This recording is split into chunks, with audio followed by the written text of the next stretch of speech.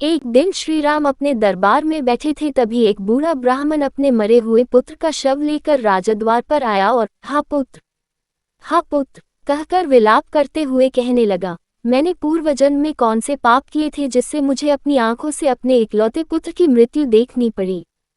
केवल 13 वर्ष 10 महीने और 20 दिन की आयु में ही तू मुझे छोड़कर सिधार गया। मैंने इस जन्म में कोई पाप या मिथ्या भाषण भी नहीं किया, फिर तेरी अकाल मृत्यु क्यों हुई? इस राज्य में ऐसी दुर्घटना पहले कभी नहीं हुई। निस्संदेह ये श्रीराम के ही किसी दुष्कर्म का फल है। उनके राज्य में ऐसी दुर्घटना घटी है। यदि श्रीराम ने तुझे जीवित नहीं किया तो हम स्त्री पुरुष यही राजद्वार पर भूखे प्यासे रहकर अपने प्राण त्याग देंगे। श्री राम, फिर तुम इस ब्रह्महत्या का पाप लेकर सुखी रहना। राजा के दोष से जब प्रजा का विधिवत पालन नहीं होता तभी प्रजा को ऐसी विपत्तियों का सामना करना पड़ता है। इससे स्पष्ट है कि राजा से ही कहीं कोई अपराध हुआ है।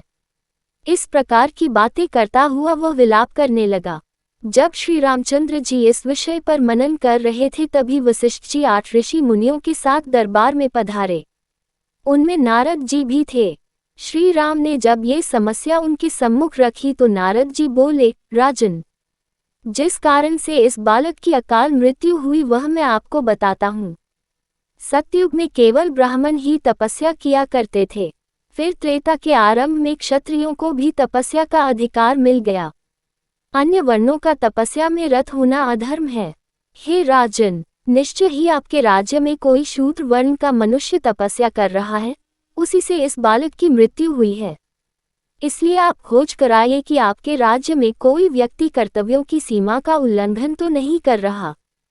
इस बीच ब्राह्मण के इस बालक को सुरक्षित रखने की व्यवस्था कराइए। नारद जी की बात सुनकर उन्होंने ऐसा ही किया। एक और सेवकों को इस बात का पता लगाने के लिए भेजा कि कोई अवांछित व्यक्ति ऐसा कार्य तो नहीं कर रहा जो उसे नहीं करना चाहिए। दूसरी ओर विप्रपुत्र के शरीर की सुरक्षा का प्रबंध कराया। वे स्वयं भी पुष्पक विमान में बैठकर ऐसे व्यक्ति की खोज में निकल पड़े।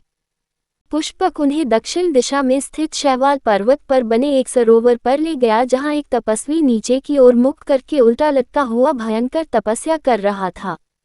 उसकी यह विकट तपस्या देखकर उन्होंने पूछा, हे तपस्वी, तुम कौन हो, किस वर्ण के हो और यह भयंकर तपस्या क्यों कर रहे हो?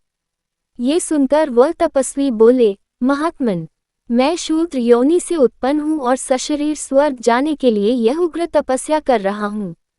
मेरा नाम शंबूक है। शंबूक की बात सुनकर रामचंद्र ने म्यान से तलवार निकालकर उसका सिर काट डाला। जब इंद्र आदि देवताओं ने वहां आकर उनकी प्रशंसा की तो श्री राम बोले, यदि आप मेरे कार्य को उचित समझते हैं तो उस ब्राह्मण के मृतक पुत्र को जीवित कर दीजिए। राम के अनुरोध को स्वीकार कर इंद्र ने विप्रपुत्र को तत्काल जीवित कर दिया।